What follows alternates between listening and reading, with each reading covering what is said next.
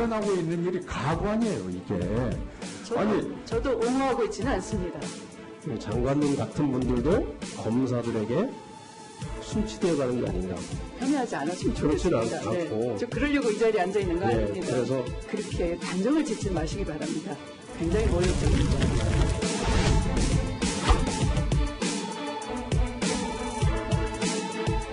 제가 하는 일은 가장 불신을 많이 받고 있는 검찰개혁. 우리는 주권자인 국민들로부터 위임된 권한을 행사하는 것뿐이, 그럼에도 불구하고 그 권한을 위임받은 자가 오히려 자기의 편의적으로 조직을 이끌어가기 위해서 법기술을 부리고 있다 하는 점이 대단히 유감으로 생각하고요. 저의 지시를 절반을 잘라 먹었죠. 장관의 말을 경허히 들으면 좋게 지나갈 일을 세상 지휘랍시고 해가 지고 일을 더 꼬이게 만들었어요. 역대 법무부 장관이 알란드는 검찰총장 두고 일을 해본 적도 없고 또 제 짓이라는 걸 배상을 해본 적도 없는데 제가 아침에 샤워하면서 이거 제 짓을 해야 되겠구나. 눈치 있는 문정부의 박수를 치면서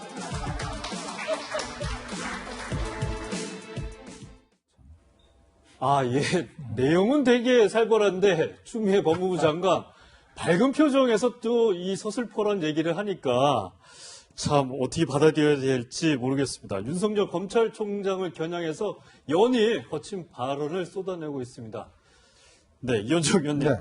뭐 이게 웃으면서 할 얘기는 아닌 것 같기도 한데 뭐 이게 어떻게 받아들여야 되는 겁니까 이게? 제일 무서운 게 웃으면서 때리는 게 제일 무섭죠. 예. 저는 저 모습을 보면서 어떤 느낌이 드냐 하면 그 대기업 회장이 다른 회사 직원들을 모아놔 놓고 자기 회사 사장을 정말 나쁜 사람이다. 네. 이렇게 이야기하는 거를 느끼는 것 같아요.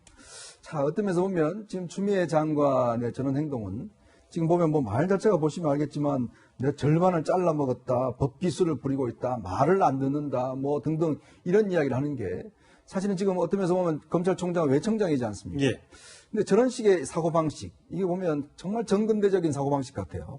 그러니까 뭐 자기가 검찰이 자기가 부리는 어떤 뭐 하인들처럼 그렇게 인식하고 있는 게 아닌가라는 그런 생각이 들고, 또 하나는 이 윤석열 검찰총장이나 한동훈 검사장에 대한 이 개인적인 명예훼손이 될 수가 있습니다. 그런 측면이 있는 것이고, 저는 추미애 장관이 그 판사 출신이잖아요. 예. 이 법무부와 검찰의 관계를 굉장히 오해하고 있다는 저는 생각이 들어요.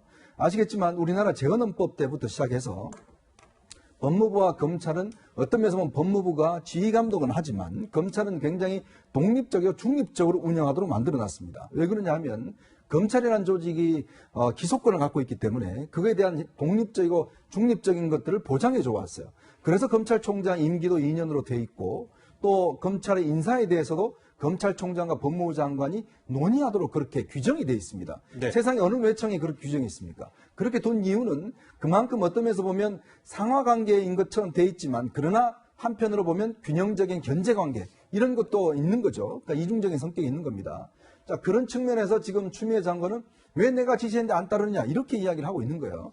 그러니까 여기서부터 서로 간의 어떤 인식의 차가 분명히 있는 것이고, 또 하나는 이 추미애 장관이 어떤 자기네 직책을 자신의 정치적인 어떤 활로에 이용하고 있다는 의심을 사고 있는 거죠. 어떤 부분에서? 그러니까 뭐냐면 예. 자신이 어떤 면에서 보면 이렇게 검찰을 공격하는 게, 즉 현 정권의 지지자들에게 어떤 지지를 받게 하는, 그럼으로써 본인이 어떤 대권 주자나 서울시장 후보라든지 향후에 자신의 정치적 행보에 혹여 이용하려고 하는 게 아닌가라는 그런 의심을 사고 있는 거거든요.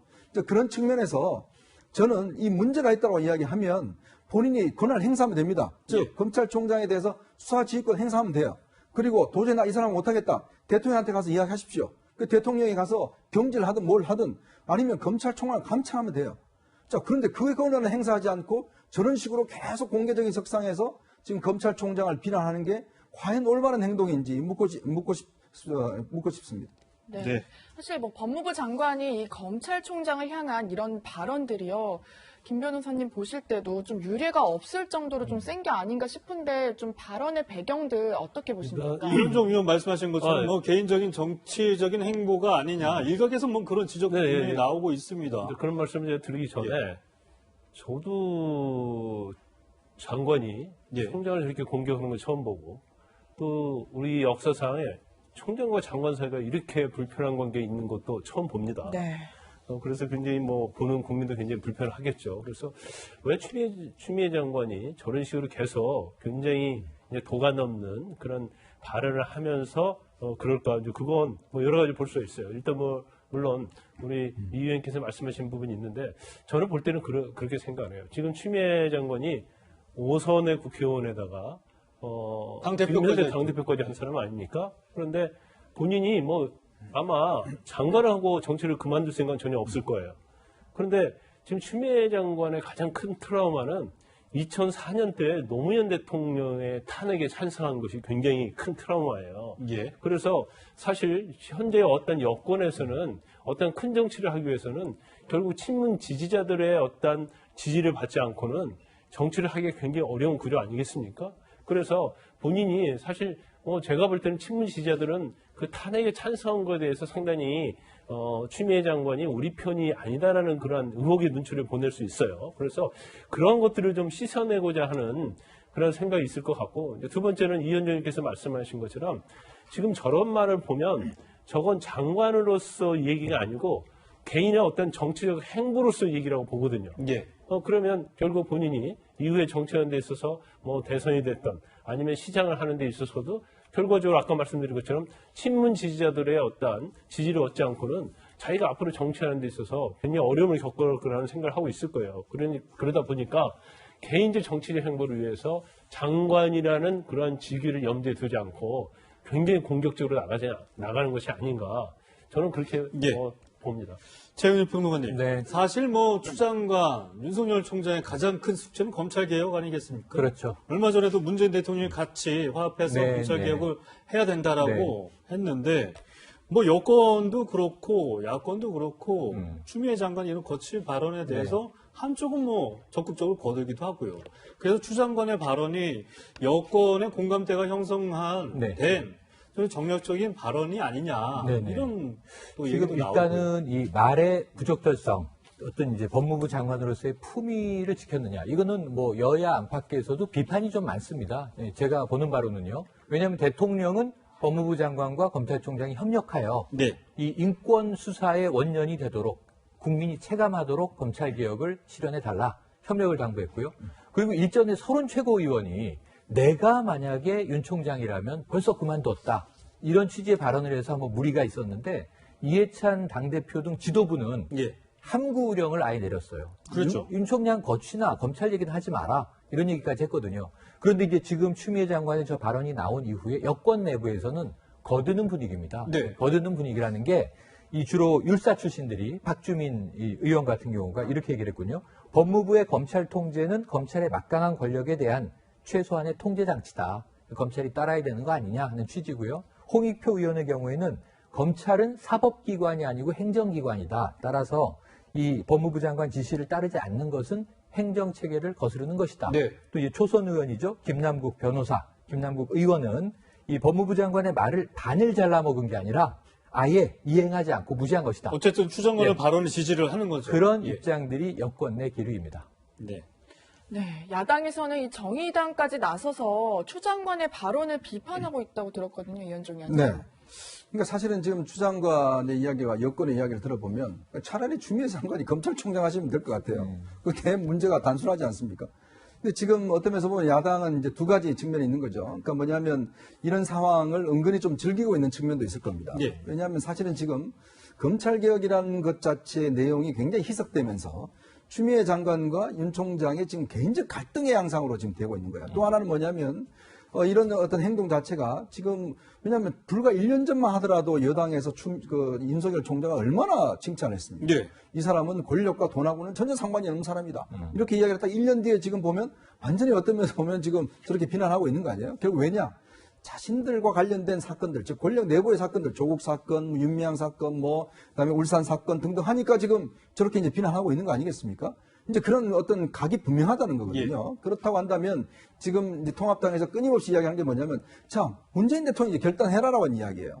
즉, 지금 그 검찰총장 임기가 2년 보장되어 있고 내년 7월이 임기지만, 그러나 검찰에서 만약에 법무부 장관이 검찰총장을 감찰합니다. 그러면 이게 검찰총장은 검사 신분이거든요. 그러면 징계를 해요. 그러면 징계할 수가 있어요.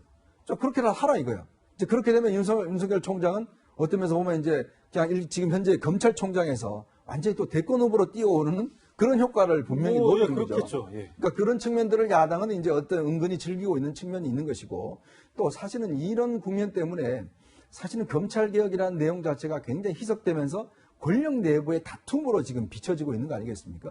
그러니까 그런 측면에서 본다면 저는 문재인 대통령이 이야기했듯이 이 문제는 사실 빨리 조기에 정리할 필요가 있습니다. 그러니까 자칫하면 여권이나 청와대가 지금 이 검찰개혁을 본인들의 어떤 방패막이로 이용한 게 아니냐는 의혹을 살 수가 있어요. 또 7월달 이제 다음 달 되면은 고위공직자 비리 수사 범죄 수사처가 지금 발족을 하지 않습니까? 예, 그렇죠. 그래서 지금 보면은 뭐 거기에 1호 수사가 뭐 윤석열 총장이라는 이야기를 공공연하게 하고 있잖아요. 이제 그런 어떤 기류가 되면 이 사실 어떤 면에서 보면 여당이 자신이 가지고 있는 권력을 굉장히 자의적으로 행사한다라는 프레임이 짜여지기 때문에 네. 그러니까 그런 측면에 봤을 때는 지금 이 추미애 장관의 발언은 제가 볼 때는 여당으로 보면 그렇게 큰 도움이 안 되는 거다 생각이 듭니다. 그러니까 그래서 한간에 나오는 얘기가 윤석열 검찰총장이 만약 사의를 표명하고 사표를 낸다면 가장 득을 보고 혜택을 보는 게 지금의 이 통합당이 아닌가 이런 얘기들도 나오고 있는 거잖아요. 이현정 위원님 계속 어떻게 보십니까? 계속 좋아할 거는 김종인 위원장이다. 뭐 이런 얘기도 나와요. 왜냐하면 지금 사실은 야당에 지금 대권 주자가 없는 상황 아니겠습니까? 최근에 뭐 백종원 씨를 이제 거론했다가 네. 한데 또 최근에 김종인 위원장이 한 윤석열 사람 보니까 상당히 강단 있더라 뭐 이런 평가를 했잖아요.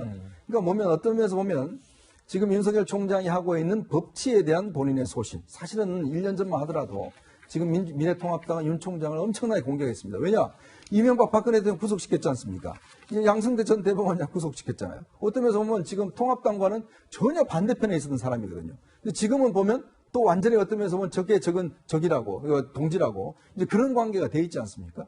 그렇기 때문에 지금 어떤 면에서 보면 정말 대선주자 가뭄을 앓고 있는 야당 입장에서 보면 저런 어떤 윤석열 총장의 향후 행보가 네. 상당히 변수가 될 수 있다. 물론 중도 지지층도 흔들릴 수 있는 요인이 되는 거죠. 그렇죠. 물론 제일 중요한 건 이제 윤 총장 본인의 개인의 생각이 있죠. 그래서 뭐 제가 볼 때는 뭐 여전히 없는 걸로 알고 있습니다만은 그러나 어떤 면에서 보면 야당으로서는 하나의 카드를 지금 쥐게 되는 효과가 있으니까 그래서 자꾸 이야기를 하는 겁니다. 제발 좀 경질해 주세요. 그러면 어떤 면에서 보면 윤 총장이 야당의 후보로 설 수 있으니까. 뭐 윤석열 총장이 정치를 할지는 잘 모르겠지만 하여튼 이런 얘기들이 나오고 있는 것 같습니다.